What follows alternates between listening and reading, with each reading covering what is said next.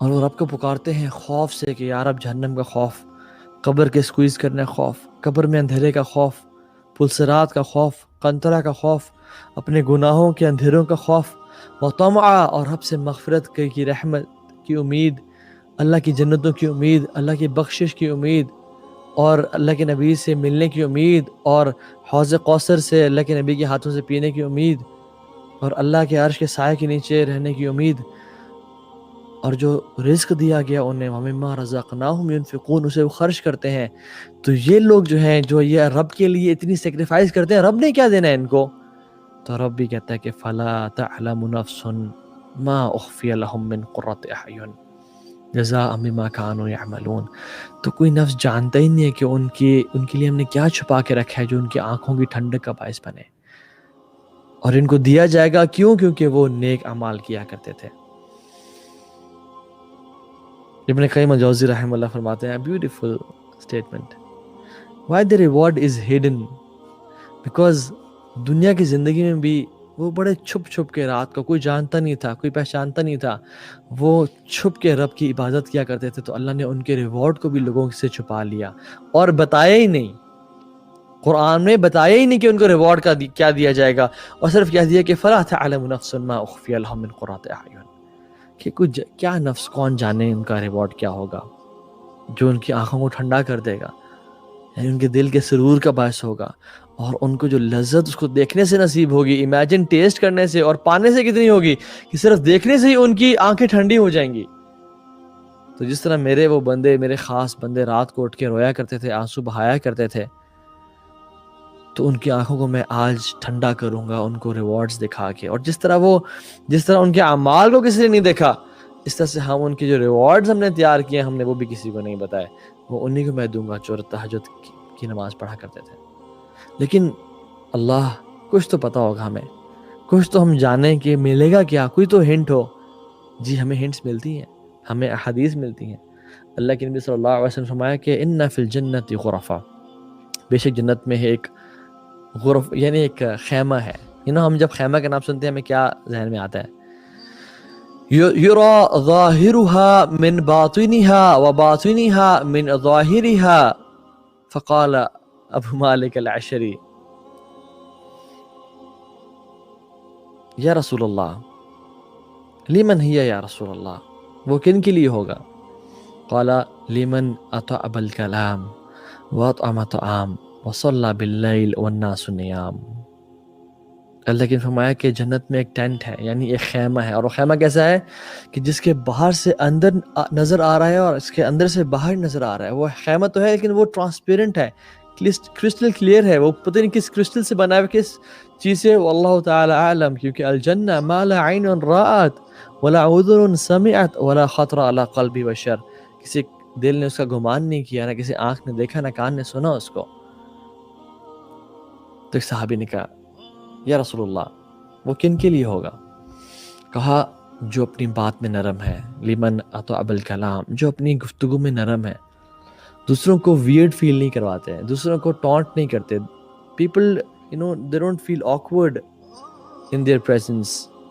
اپنی باتوں سے ان کو ٹونٹ نہیں کرتے یا پنچ نہیں کرتے یا ان کو سائڈ سے نا ہنٹ نہیں کرتے کہ تم تو ایسے بندے ہو. وَأَطْعَمَ الطَّعَامَ اور لوگوں کو کھانے کھلاتے ہیں. اور انڈر لائن اسٹیٹمنٹ وَصَلَّى بِاللَّيْلِ وَالنَّاسُ نِيَامٌ، اور وہ راتوں کو اٹھ کے نماز پڑھتے ہیں جب لوگ انسان سو رہے ہوتے ہیں، وہ راتوں کو اٹھ کے اپنے رب کو راضی کرتے ہیں. آپ اور میں نہیں چاہتے کہ ہمارا جنت میں جیسی مرے سلامتی کے ساتھ داخلہ ہو جائے. اللہ کی میں نے کہا کہ تم یہ 4 کام کر لو، افشوا السلام وَأَطْعِمُوا الطَّعَامَ وَاصِلُوا الْأَرْحَامَ وَصَلُّوا بِاللَّيْلِ وَالنَّاسُ نِيَامٌ تَدْخُلُوا الْجَنَّةَ بِالسَّلَامِ. تم سلام کو عام کرو اور لوگوں کو کھانے کھلاؤ اور صلہ رحمی کرو رشتہ داروں سے، اور رات کو نہ اٹھ کے نماز پڑھو جب لوگ سو رہے ہوں، تم جنت میں سلامتی کے ساتھ داخل ہو جاؤ گے. اللہ اکبر. رسول اللہ صلی اللہ علیہ وسلم نے فرمایا کہ 3 طرح کے لوگ ہیں جن کو اللہ سبحانہ و تعالی جن سے محبت کرتے ہیں. جن کی طرف اسمائل کرتے ہیں. اللہ اکبر.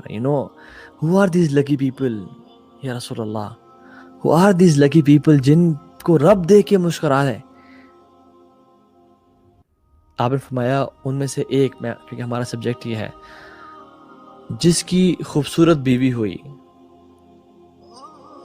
یعنی the one he loves her or she loves his husband, یعنی اسپاؤز اس کا بہت خوبصورت ہوا, کمفرٹیبل بیڈ ہوا جس پر آرام سے سو سکتا ہے, لیکن وہ پھر بھی اٹھتا ہے, اپنی ڈیزائر کو چھوڑتا ہے اور وضو کر کے مصلی پہ کھڑا ہو جاتا ہے, تو اللہ سبحانہ و تعالیٰ اپنے اینجل سے کہتے ہیں کہ he could have slept, یعنی وہ چاہتا تو سوتا رہتا, آرام کرتا رہتا, اس کی خوبصورت بیوی ہے اور کمفرٹیبل بیڈ ہے, لیکن he left his desires and he stood up for my sake. تو اللہ سبحانہ وتعالیٰ اس بندے سے محبت بھی کرتے ہیں اور اس پہ اسمائل بھی کرتے ہیں. اللہ اکبر. امیجن the blessed person جس کو رب دیکھ کے مسکرائے. اچھا سوال کر سکتے ہیں آپ لوگ, اور یہ بنتا بھی ہے کہ تو ہاں بھائی کیا ہوگا اگر رب دیکھ کے مسکرائے, تو مطلب کیا بنتا ہے, what happens when اللہ سبحانہ وتعالیٰ sees a person and smiles. ہمیں اللہ کے نبی نے بتا دیا. مسند احمد میں امام احمد نے اپنی اس حدیث کو لے کے آیا, نبی صلی اللہ علیہ وسلم فرمایا کہ وَإِذَا ضَحِكَ رَبْ إِلَى الْعَبْدِ فِي الدُّنْيَا فَلَا حِسَابَ عَلَيْهِ. اللہ اکبر. رب جس بندے کو دیکھ کے مسکرا دینا دنیا کی زندگی میں, تو اس کا حساب نہیں ہوگا قیامت کے دن. پھر اللہم اجعلنا منہم, اللہم اجعلنا منہم. کہ رب اگر جس بندے کو دیکھ کے مسکرا دے اس دنیا کی زندگی میں, تو پھر اس کا حساب نہیں ہے. پھر وہ جنت میں VIP لین سینٹر ہوگا. پھر وہ جنت میں اسے سوال نہیں ہوگا کہ یہ کام کیا, یہ کام کیوں نہیں کیا. وہ he will enter Jannah from the back door. جو جنت کے جو قیامت کے دن کے ٹارچرز ہیں, جو لوگ پسینے میں ڈوب رہے ہوں گے, سورج 1 میل پہ ہوگا, لا يحزنهم فزع الاکبر, کہ ان پہ یہ سب جو ہے نا, یہ سب کیٹاسٹرفی اور یہ مصیبتیں ان کو تکلیف نہیں پہنچائے گی. اولئک لهم الامن, وہ امن میں ہوں گے, وہ سکون میں ہوں گے. تو قربۃ اللہ تعالی, اللہ سے قریب ہونے کا یہ بہت بڑا ذریعہ ہے. اور ایک اور چیز بتاؤں آپ کو, اللہ کے نبی نے فرمایا اقرب ما یکون الرب من عبد فی جوف اللیل الآخر فإن استطعت ان تكون ممن یذکر اللہ فی تلک الساعة فکن. آپ نے فرمایا صلی اللہ علیہ وسلم کہ انسان سب سے زیادہ جو قریب ہوتا ہے اپنے رب کے, وہ اس پورشن میں ہوتا ہے رات کے, یعنی last third of the night,